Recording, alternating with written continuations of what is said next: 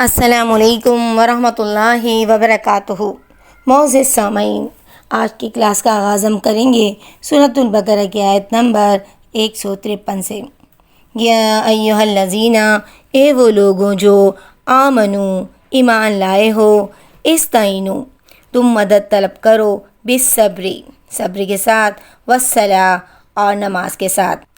ان اللہ، بے شک اللہ، مع الصابرین، صبر کرنے والوں کے ساتھ ہے۔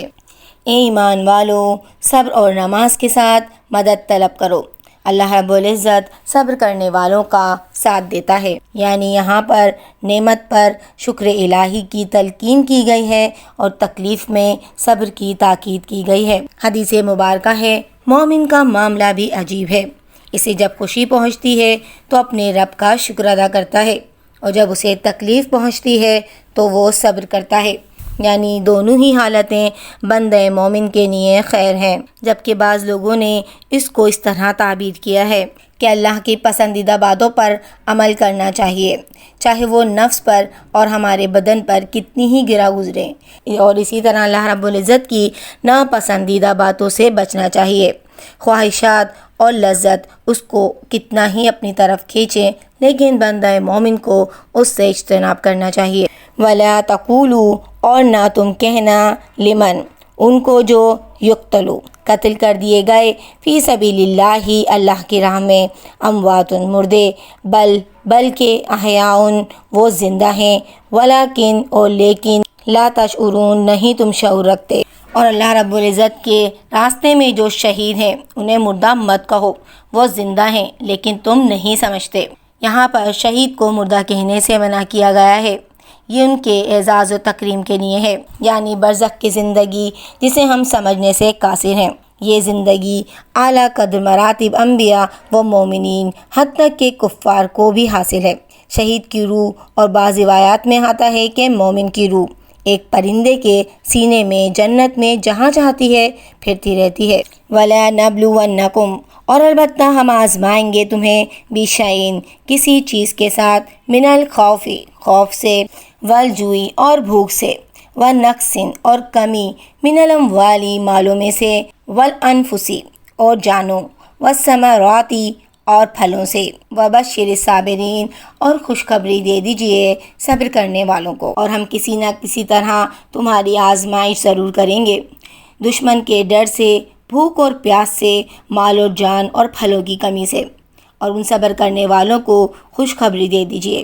الذین، وہ لوگ، اذا، کہ جب، اصابتہم، پہنچتی ہے انہیں، مصیبت، کوئی مصیبت، قالوا، تو کہتے ہیں، انا، بلا شبہ ہم، للہ، اللہ کے لیے ہیں، وَإِنَّا، اور یقیناً ہم، الیہ، اسی کی طرف، راجعون، لوٹنے والے ہیں۔ اس آیت مبارکہ میں صبر کرنے والوں کے لیے خوشخبری بیان کی گئی ہے کہ کس طرح وہ مصیبت آنے پر انا للہ وَإِنَّا إِلَيْهِ راجعون پڑھتے ہیں۔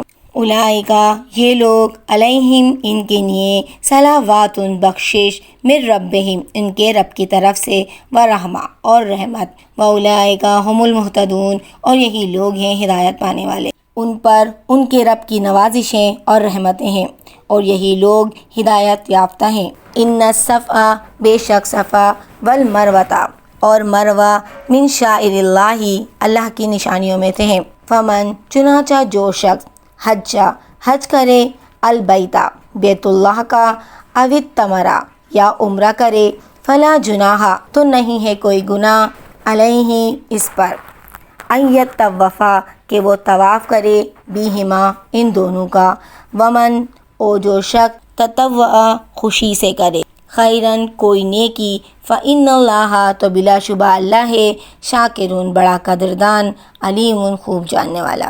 صفا اور مروہ اللہ رب العزت کی نشانیوں میں سے ہے، اس لیے بیت اللہ کا حج اور عمرہ کرنے والوں پر ان کا طواف کر لینے میں کوئی گناہ نہیں۔ اپنی خوشی سے بھلائی کرنے والوں کا اللہ رب العزت قدردان ہے اور انہیں خوب جاننے والا ہے۔ شاعرو، شعیرتن کی جمع ہے۔ یہاں پر حج کے ارکان بتائے گئے ہیں جو اللہ رب العزت نے مقرر فرمائے ہیں، اور صفا اور مروہ کے درمیان صحیح کرنا بھی حج کا ایک رکن ہے۔